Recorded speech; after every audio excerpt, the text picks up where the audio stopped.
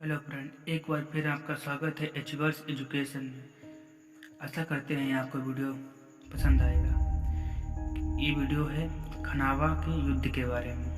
तो इसमें क्वेश्चन दिया गया है, पूछा गया है कि खनावा का जो युद्ध है उसमें क्या कारण थे खनावा के युद्ध के और उसके क्या परिणाम थे, इसके बारे में बताना है। तो खनावा का युद्ध था, खनावा का युद्ध कह लीजिए या कंडवा का युद्ध कह लीजिए। तो जो युद्ध था ये 16 मार्च 1527 ईस्वी को मेवाड़ के राणा सांगा और बाबर के मध्य लड़ा गया था। इसके प्रमुख कारण इस प्रकार थे।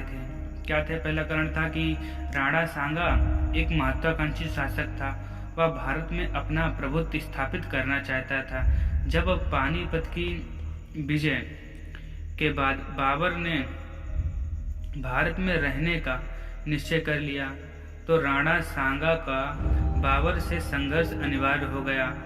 पानीपत का युद्ध जीतने के बाद बाबर ने दिल्ली और आगरा पर अधिकार कर लिया था, लेकिन वह राजपूतों की शक्ति को दबाए बिना सारे भारत का शासक नहीं बन सकता था। इसीलिए दोनों में युद्ध जरूरी था। राणा सांगा ने बाबर को निमंत्रण भेजा था कि वो इब्राहिम लोदी पर आक्रमण करे तो वह सहायता करेगा, लेकिन बाबर को शिकायत थी कि राणा सांगा ने उसकी कोई सहायता नहीं की। राणा सांगा को शिकायत थी कि इब्राहिम लोदी को जीतने के बाद धौलपुर, कालपी और बयान जो उसके क्या थे वो आसपास के क्षेत्र थे, बाबर ने उसे नहीं दिए।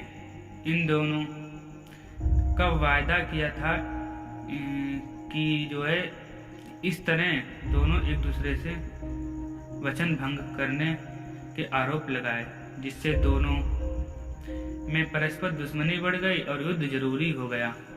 चौथा था कि इब्राहिम लोदी का जो भाई था महमूद लोदी, पानीपत की लड़ाई में वो बचकर निकल भागा था और अफगान सरदारों ने उसे सुल्तान स्वीकार कर लिया।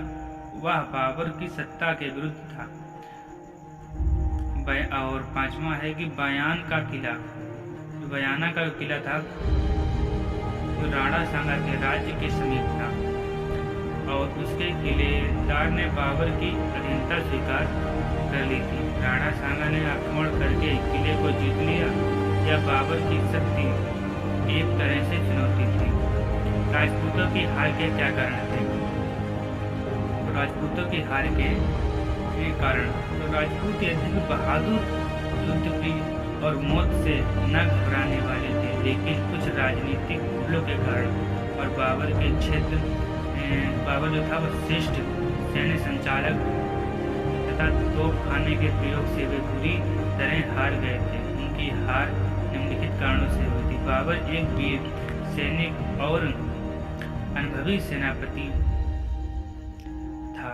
उसकी युद्ध नीति वैज्ञानिक थी। बाबर के पास शक्तिशाली तोपखाने तथा जिसका राजपूत अधिक देर तक सामना नहीं कर पाते थे। तीसरा कारण है कि कुछ भारतीय मुसलमान जो सरदार ने भी बाबर को सहयोग दिया, जिससे बाबर की शक्ति काफी मजबूत हो गई। और चौथा है राजपूतों की हार का एक कारण यह भी था कि जब घमासान युद्ध हो रहा था, राज सीमा का शासक जो था राणा सांगा का पक्ष छोड़कर सैनिक सहित बाबर से मिल गया। और खनावा का जो युद्ध था उसके क्या परिणाम थे तथा महत्व? तो राजपूत सैनिक शक्ति का भारी विनाश हुआ और उसके प्रभाव को भी धक्का लगा। मेवाड़ का प्रभाव घट गया। मुगल साम्राज्य की नींव मजबूत हो गई। अफगान राजपूतों से मिलकर मुगलों का सामना कर सकते थे। उसकी हार के बाद यह कठिन हो गया।